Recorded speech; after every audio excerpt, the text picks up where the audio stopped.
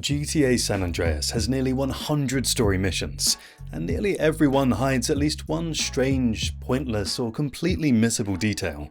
So I went through them one by one to find a useless fact from every mission. Before CJ even steps out of that cop car in the beginning, there's an unused 10-penny voice line that fires the moment he kicks CJ out onto the street. But because the cruiser's already pulling away by then, the audio gets completely swallowed by the engine noise. The line is 10-penny saying, "Was innocent, Carl, but you don't bang." I guess it's a perfectly cruel thing to say to a man that you just dumped in ballast territory with no money and no weapons. Smoke throwing the bat and smashing the picture of CJ's mum is a foreshadowing of his betrayal. The man literally destroys a memory of CJ's dead mother before the game sets its tone. Replay this mission knowing exactly what Smoke eventually becomes, and the whole thing just hits completely different. The baller car that chases you and Sweet through the cemetery will follow you to the absolute ends of the earth. We're talking Las Venturas, the other side of the entire map. The thing will just teleport behind you if you get too far ahead. Those Bellas were extremely committed to taking out a man on a BMX, I guess. There's also an unused voice line Gryder has, seemingly triggered if CJ shows up to the cemetery with an afro, where he just says, "CJ, damn, you got caught slipping." Nobody knows why Rockstar recorded lines for CJ's potential haircut choices at his own mother's funeral. I mean, it's not like we can get a haircut at the start of the game. The barbershops were originally going to have a different sound effect. Instead of the electronic shaver buzz you hear when you get a cut, the game files contain an unused sound of actual scissors cutting hair.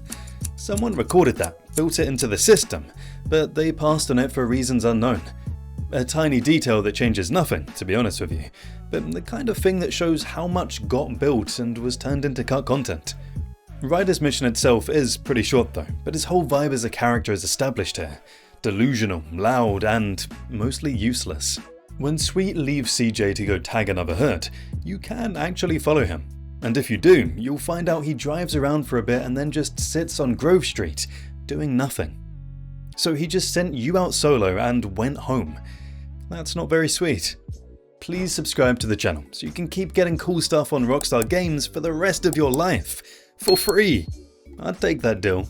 When you shoot the ballast in this mission, they go properly limp in a ragdoll style collapse that barely appears anywhere else in the entire game. Rockstar clearly had this tech sitting right there and then chose not to use it consistently across the rest of the game.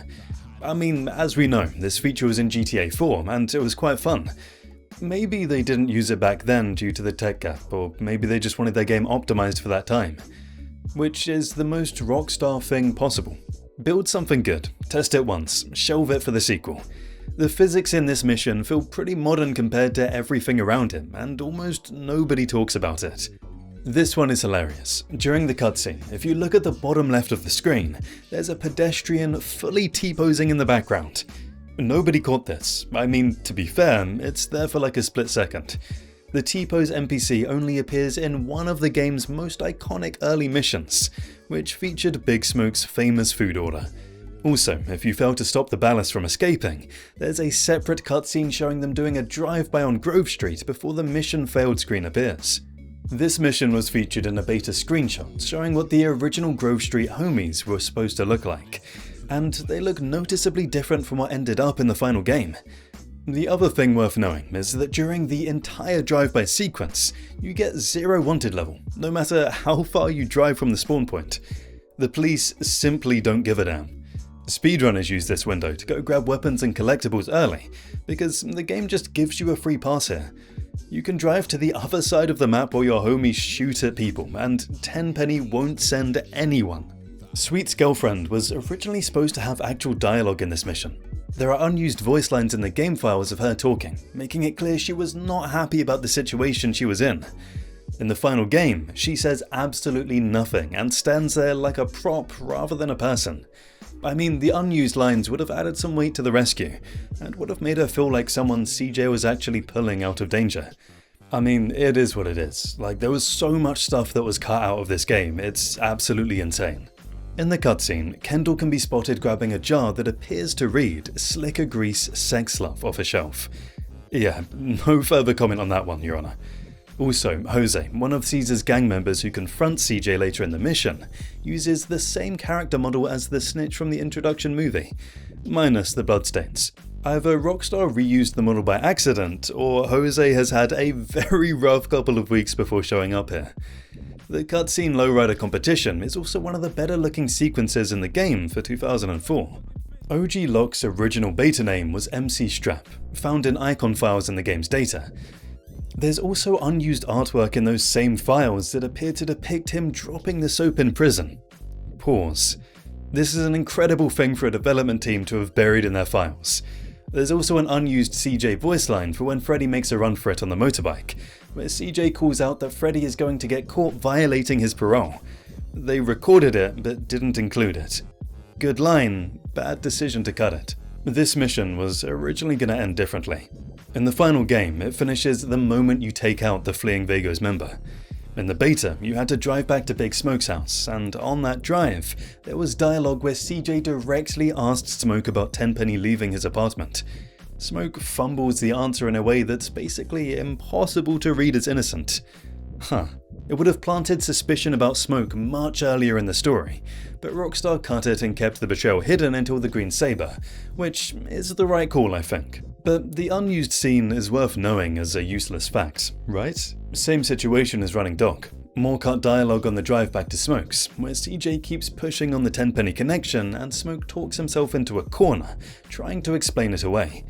Rockstar recorded 2 separate missions worth of early betrayal breadcrumbs and then cut both of them. Although the pacing of the final game is better without them, it's fascinating that a whole alternate version of the story existed, where Smoke's betrayal behaviour showed up much earlier than it does. The stunt jumps Big Smoke pulls on the motorcycle during the escape from the Russian gangsters actually count towards your stunt jump statistics, even though you're sitting on the back of the bike and not doing any of the driving. You're a passenger getting credited for someone else's stunts. If you wake the veteran before you finish moving all the crates, Gryder panics and abandons CJ. Just drives off. However, if you've moved enough crates before the guy wakes up, Gryder stays put and the police show up instead. On the license plate of the police car that arrives, it reads "The Pigs."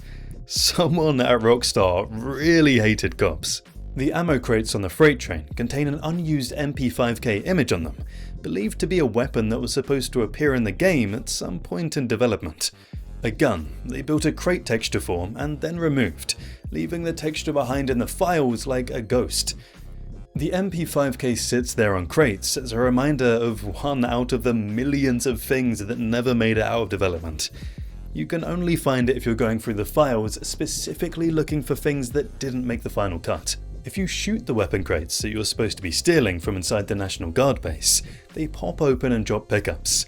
Sometimes body armor, sometimes grenade. There wasn't a pattern here. The game doesn't tell you this, so I guess most people never discovered there's a random loot mechanic hidden inside a mission about stealing weapons from the military. You can also get like free grenades and stuff from the crates. Caesar's Red Savannah in this race is bulletproof, fireproof, explosion-proof, and melee-proof. Bro's got an absolute tank. The parachute can still damage it though.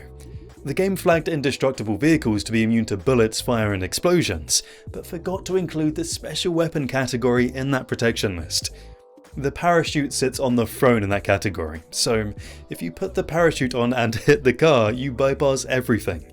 Furthermore, in the beta, completing this mission was going to unlock a new mission called Impounded, where CJ had to go retrieve his car from a Los Santos impounded lot. Originally, after stealing the sound van, CJ was supposed to phone OG Locke to find out where to drop it off. The phone call is still in the game files. In it, OG Locke picks up, immediately says he'll call back, and CJ has to ring him again to get the drop-off location. CJ's patience with OG Locke in this call is something else. There's also a man at the beach party named Bogman in the game files, whose character model is the same as the Baller, who helps plot CJ's mother's murder in the introduction. CJ stood within arm's reach of one of his mother's killers and had absolutely no idea. Jesus. Also, what kind of a name is Bogman? Can we talk about that for a second? In the beta, this mission was going to end with a skateboard at the top of Mad Dog's mansion, rather than a mountain bike, which lines up with early dev materials showing skateboarding was planned as a full mechanic in San Andreas. Also, the Brady game's official strategy guide, shipped with text describing a house alarm system that would summon police if tripped during this mission. I guess that also got cut. Rather than driving all the way to the pier to drown the target's car, you can use literally any body of water on the map, and the mission completes exactly the same. A popular speedrunning strategy is just to bail near the canals, which saves a significant amount of time. The game only needs the car to enter water. I mean, sure, the pier is the obvious destination, because the mission seems to point you there, but it's completely unnecessary. Any water deep enough to submerge a car works just as well. There's an NPC in the background of this cutscene who doesn't appear anywhere else in the game. A version of his character skin does walk around San Andreas in regular gameplay, but the one in this cutscene has one trouser leg rolled up, a unique cosmetic variant. He only appears in this one cutscene, and only his upper body is visible in the shot anyway, so you literally can't see the rolled trouser leg during the scene he's in. Rockstar built a unique costume detail for a background character that's technically invisible in the only scene that character ever appears in. The rusty brown ring donut's interior, visible in the cutscene for this mission, was supposed to be a fully accessible location where you could walk in and buy donuts off mission. The code for the donut food item is still in the game files, with low, medium and high stat variants all present and named. The building exists, the interior exists, and even the food items exist in the code, but of course none of it is accessible in the final game. You can see the donut shop from this cutscene, you just can't eat in it. The warehouse used in this mission has an empty version in the game files named Smash TV Warehouse. Grey Imports was originally going to be the location for a 2-player Smash TV style minigame, where you and a friend fought through endless waves of enemies. You can tell this is what the space was designed for, because the building has no roof, which makes sense for a top-down arcade co-op mode. Also, if you shoot the hanging crate above the enemies during the mission, it falls and crushes them, one of the only times in the whole game where you can use the environment to take out enemies. In the beta, Doberman was a completely different mission and a crash job rather than anything to do with Sweet. Instead of Sweet sending CJ to ammunition to buy a pistol, Tenpenny was ordering CJ to take out an enemy about to turn informant. There was a recorded Tenpenny dialogue of him absolutely losing it at someone named Carver, calling him a rat and a piece of rat, something that I won't repeat here. A whole different mission with a whole different story beat, replaced in the final game with a simple trip to buy a gun. If you set fire to a vehicle during this mission, you get a completely unique mission failed text that reads, "Car is ablaze and he's too smart to get back inside."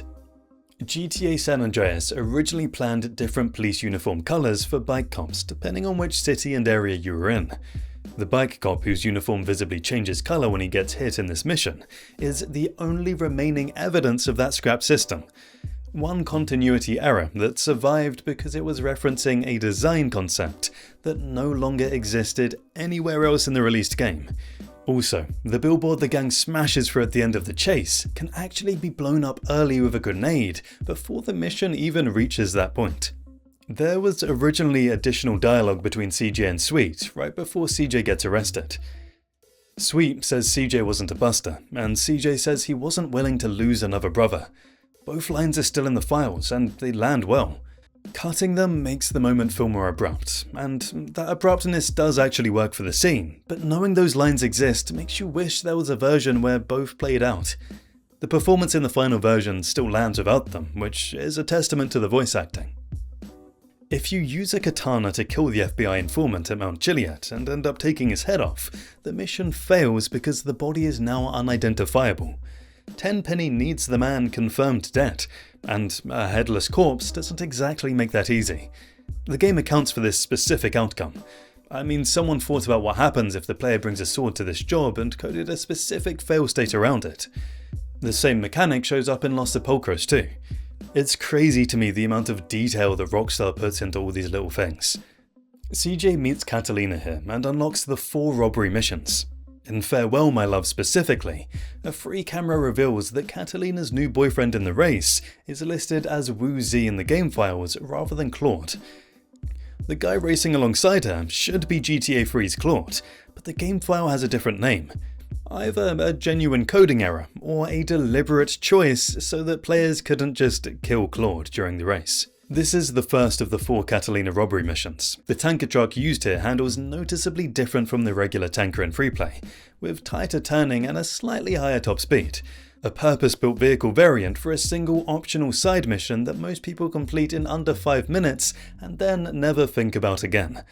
Rockstar built a custom vehicle for it. Nice. The mission's name is a direct reference to a 1998 DMA Design video game, and DMA Design is what Rockstar North was called before they changed their name. They named a mission after one of their own old games.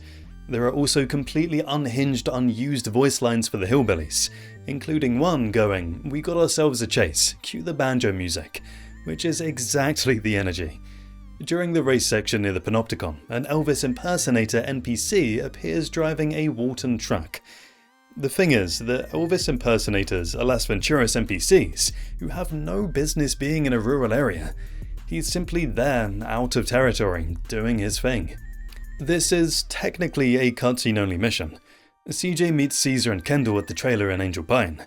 Caesar tells him about the suspicious drug shipments he's seen, and then it ends. No enemies, no driving, no objective other than watching the scene play out. It exists as a mission at all purely because Rockstar needed to deliver this story information at this specific point in the sequence, and the mission structure was the cleanest way to do it. One of the shortest missions in the game, and also one of the most important in terms of what it sets up. The store that was supposed to be robbed by CJ gets robbed by 4 odd-looking guys. CJ was supposed to rob the store, but the guys got there first. The store clerk was about to be traumatized either way, but he got robbed by guys who were 2 sets of twins, as all 4 of them are the same character models in a pair. 2 wearing hats and 2 bald, like the Mad Max movie characters we've seen. Apart from the obvious starting cutscene of this mission, which is arguably the wildest cutscene in all of GTA, the safe you blow up has the exact same model as the one seen in Vassetti Estate from GTA Vice City. If you look at the back wall of the betting shop during the robbery, there are results boards showing fictional horse racing outcomes. The horses' names on those boards look like the actual naming conventions of real horse racing. Slightly poetic, slightly ridiculous. Clearly written by someone who understood what horse racing betting boards look like. But of course, due to the graphics of that time, you can't clearly see the names and details on the board. Upon first exiting the bank out of the back, look to the left in the first alleyway, where a deputy ambushes Catalina as the deputies parked an enforcer there. However, it is unusable for Carl, as the doors are locked. And also, there are unused bank customer voice lines in the files, including a woman who mentions being on her lunch break. The clerks and customers had more recorded reactions than what made it into the final game. Once again, Rockstar with the cut content. The race against Woozy is how CJ finds out Woozy is blind. Woozy wins the race anyway, which CJ immediately calls him out on. The explanation that his other senses compensate is one of those things San Andreas drops on you, then moves on from completely.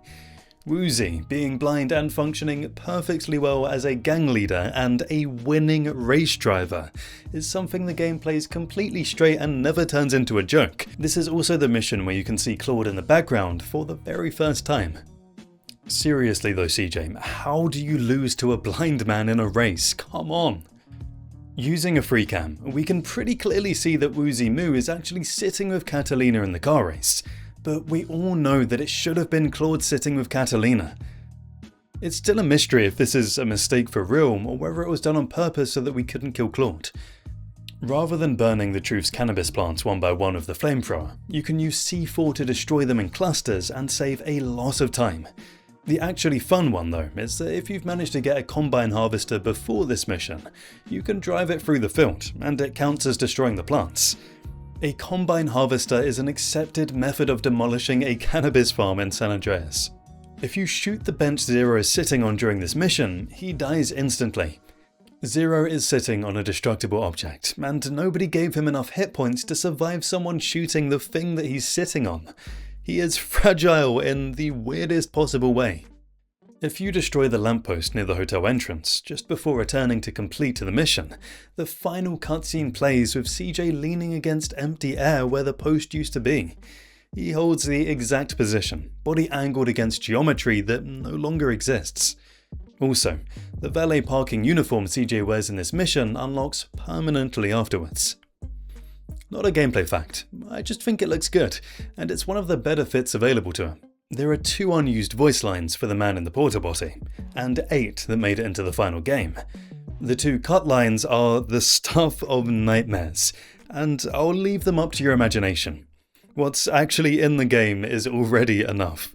Burying the foreman is one of the most satisfying endings to a revenge subplot in any GTA game, and the whole mission is better than it gets credit for. Also, the construction site was designed to feel like a real working site, with equipment positioned in ways that make spatial sense. This is the first of Zero's 3 RC missions, and the most manageable of the 3. The RC Baron planes Berkeley sends have individually tracked health values, meaning taking one down early versus late in the wave actually changes how the wave density responds. The mission is doing more under the hood than it looks like from the outside. Also, Zero's shop interior is one of the more detailed interiors in San Fierro, with fully modelled shelving and product displays.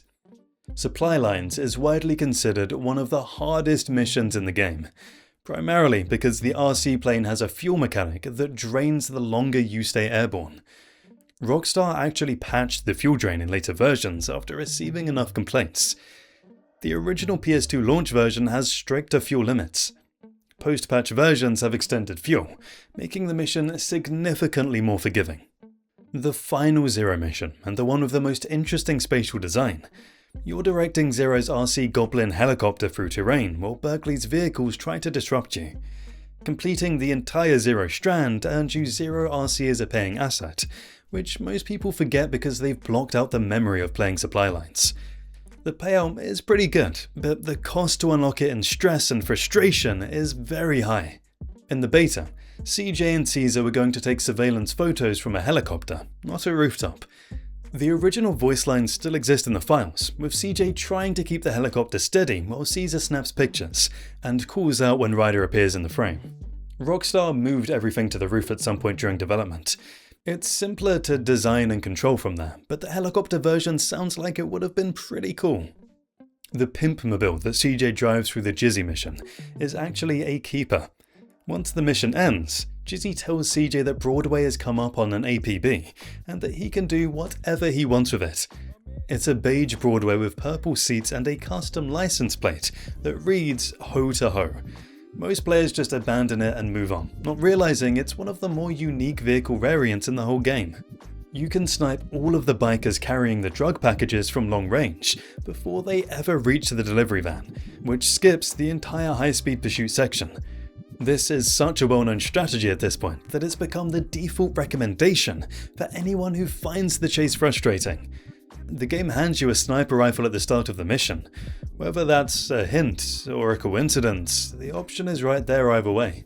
And yeah, I know these aren't all the missions. The rest are in part 2 of this video, which is on your screen.